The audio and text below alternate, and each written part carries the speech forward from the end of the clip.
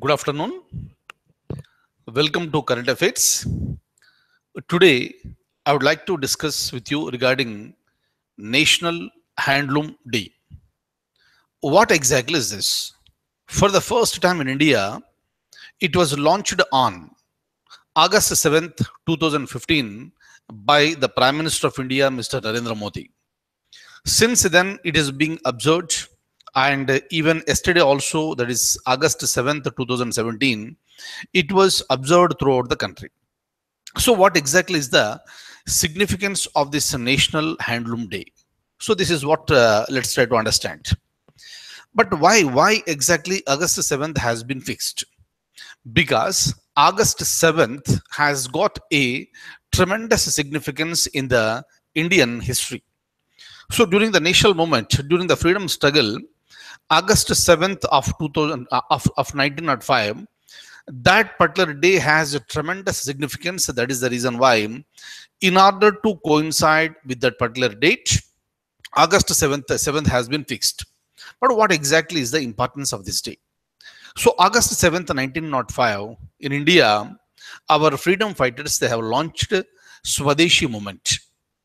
So during that time, people like Bal Gangadhar Tilak, Arvind Ghosh, Bipin Chandra Pal, they played a very, very crucial role in creating lots of awareness in the minds of the people in the country during that time.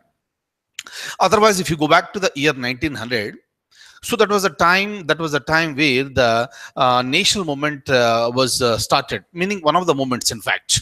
So during this entire freedom struggle, starting from this 1857, so there were so many incidents which were considered to be very important.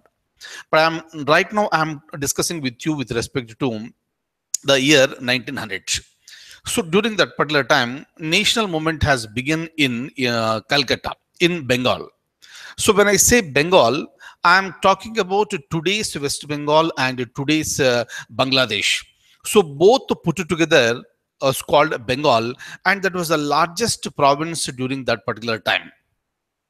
So, in order to divide the unity between Hindus and Muslims, then Viceroy of India, Lord Curzon, so he decided to go for partition of Bengal. So he wanted to divide that like West Bengal and East Bengal. So there was no consent from the people, and the unilateral decision was taken, and that particular decision was announced by Lord Curzon in July 1905.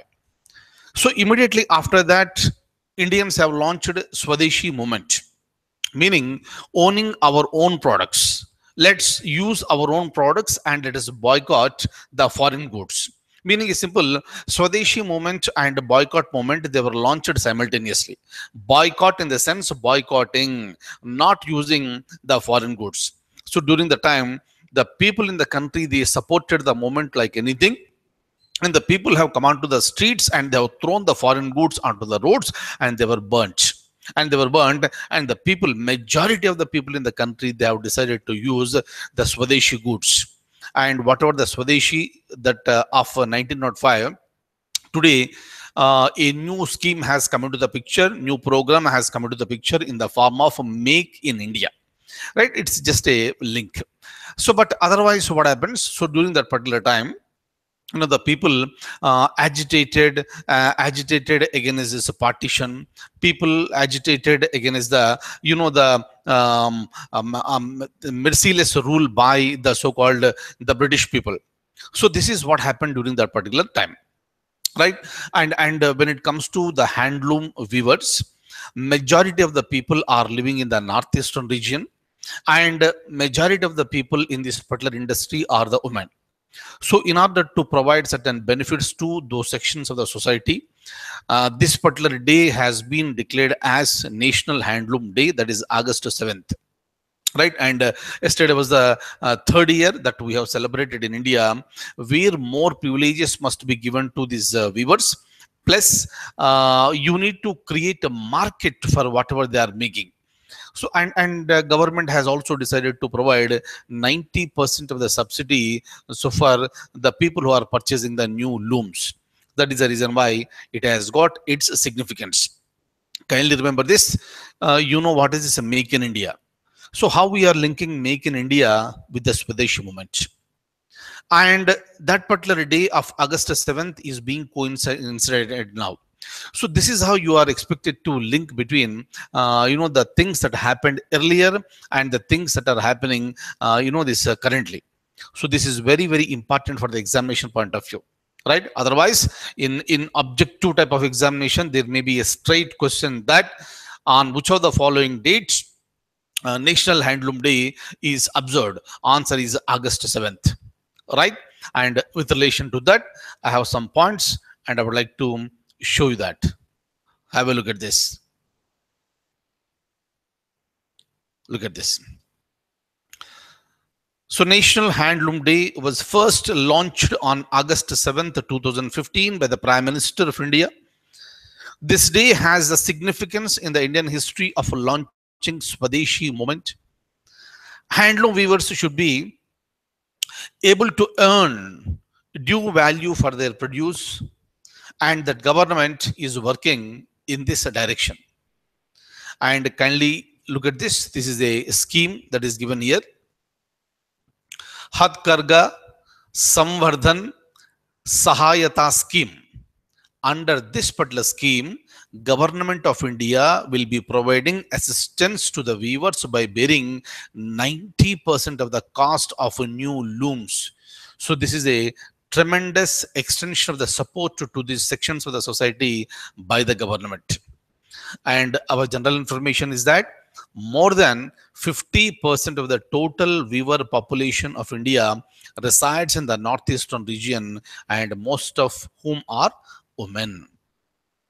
Kindly see it. So with respect to Swadeshi movement, some information is there. The Swadeshi movement, now we use these words like Make in India campaign. The Swadeshi movement was officially proclaimed on August 7th, 1905 at Calcutta Town Hall in Bengal. What is Bengal? I told you already.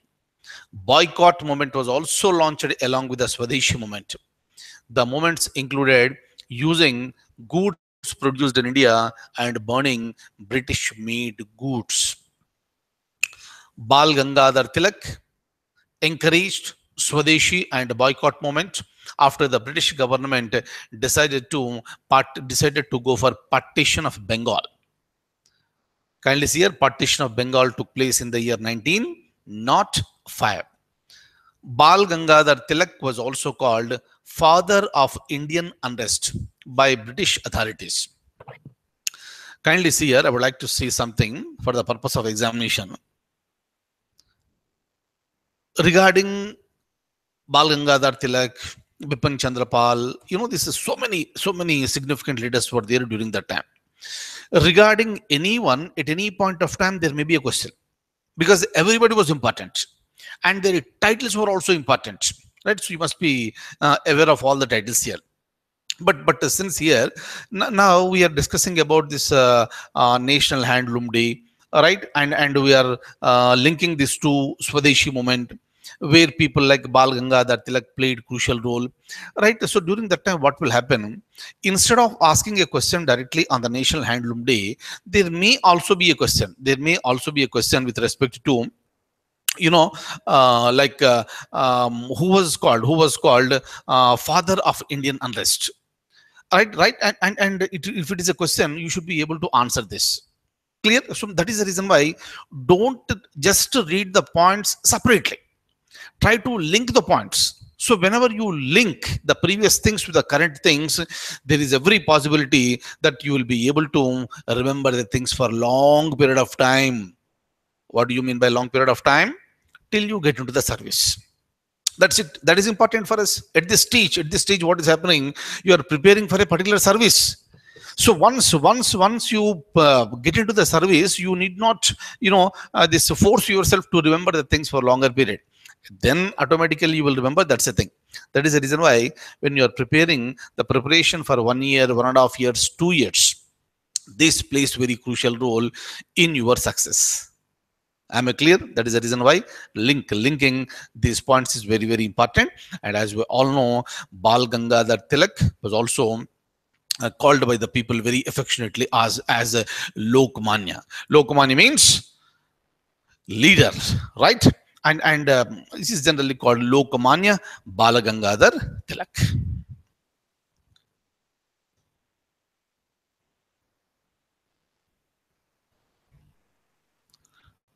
Look at this. Next. So he was called father of Indian unrest by British authorities. People called him Lokmanya. And he said, very, very, very famous slogan. Right, I know that every one of you are aware of this. Such a fantastic slogan given by this great person, Bal Gangadhar Tilak. Swaraj is my birthright and I shall have it. Some more information. In the 1900, Bengal was a major province in British India. The Indian national movement began in Bengal, and thus Britishers decided to part Bengal. So this is to break the unity between Hindus and Muslims. When Lord Curzon, then Viceroy of India, announced the partition of Bengal in July 1905, Indian National Congress initiated Swadeshi movement in Bengal. Swadeshi movement was launched as a protest movement, which also gave a lead to the boycott movement in the country. In 1909, the movement had spread across the country and people had started anti-partition and anti-colonial movements. In Andhra Pradesh, the Swadeshi movement was also known as Vande Mataram movement. See here, my dear close friends, I am mentioning the year 1909, and where is this Andhra Pradesh at that particular time? So there is nothing like any Andhra Pradesh, but there is an area called Andhra, right? Andhra region, which was part of Madras state. Today, I don't have any Madras state, but it has been renamed as a Tamil Nadu state. And Madras is the name of the city, and latest name is Chennai. You are aware of all these things, right? So now the point is that, so when I saying this Andhra Pradesh was not existing at the time. It was called Andhra region, and that Andhra region was a part of Madras state. So for quite long period of time, there was a demand in Andhra region that they wanted to get separated from this Madras region, Madras state. And of course, the movements went on. And in that Andhra region, so it was called Vande Mataram movement. So please remember this. Okay, that's number one. So number two, after this we achieved independence, after the commencement of the constitution, the first state that was bifurcated was Andhra state. And that Andhra state was part of Madras state, meaning Madras state was bifurcated and we created Andhra state. That Andhra state and Hyderabad state, the so-called today's Telangana, they were merged and we created a state called Andhra Pradesh in the year 1956. Am I clear? And the same Andhra Pradesh, meaning which was the union of Andhra state and Hyderabad state, it was bifurcated very recently in the year 2014, and we again separated those two areas. Clear? One is Andhra Pradesh and the newly formed state is called Telangana state. Am I clear? So please remember these points.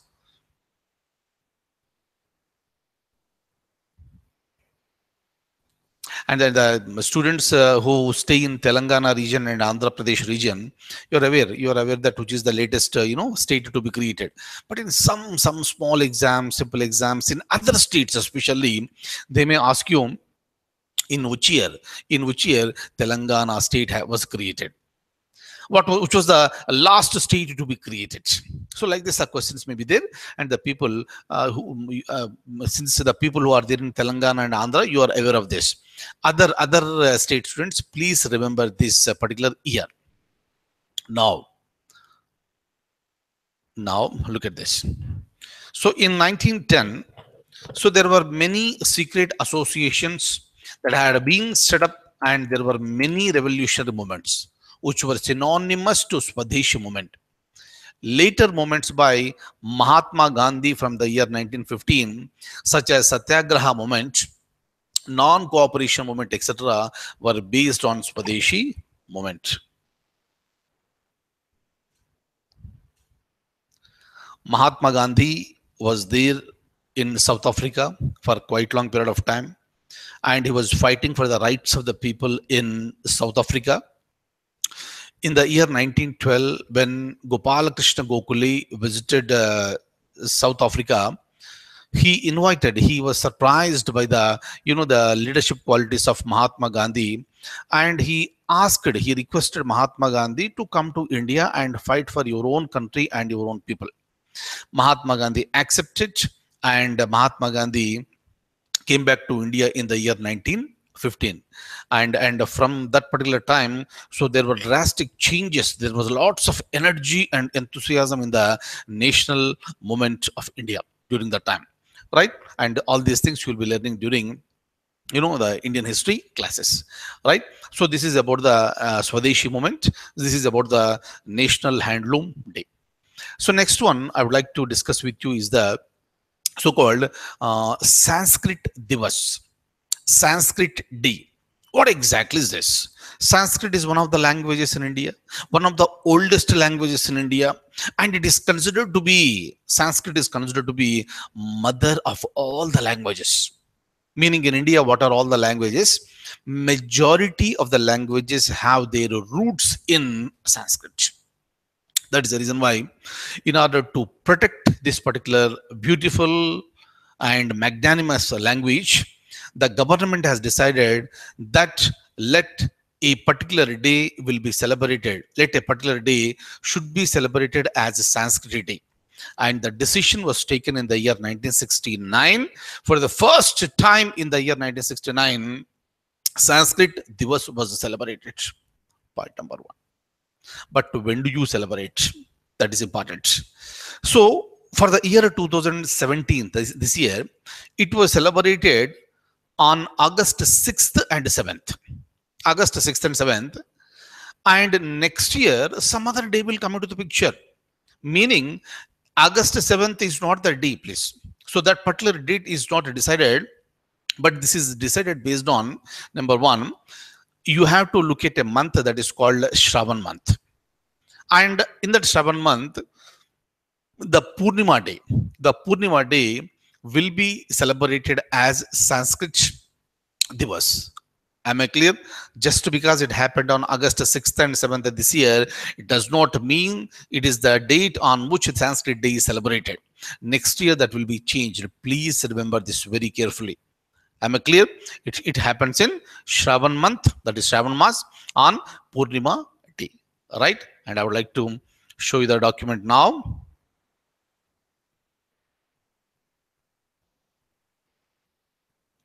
Look at this. First thing, please remember very clearly, when it was celebrated for the first time, it happened in the year 1969. Sanskrit Divas is an annual celebration of this beautiful language and is commemorated on Purnima day in the holy month of Shravan, according to the Hindu calendar. And the date of World Sanskrit Day varies every year as per the Tithi of Shravan Purnima. And Sanskrit Divas 2017 was celebrated on August 6th and 7th as per the timings of the Shravan full moon.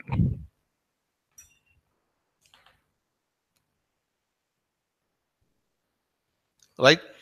So, my dear friends, tomorrow I am going to announce that, this writing practice for the IAS 2017 mains. So this will be, a very intensive program for 40 days where I'll be concentrating only on writing practice. Only on writing practice, which is the most crucial thing with respect to your success in the main examination. And rest of the details I'll announce tomorrow. And all the students who are writing the main examination this year 2017, only those students are welcome. So rest of the students, you may join me in the next year. Fine. So thank you so much. I'll stop at this stage and have a good day. I'll take leave of you now and I'll see you tomorrow. Thank you so much.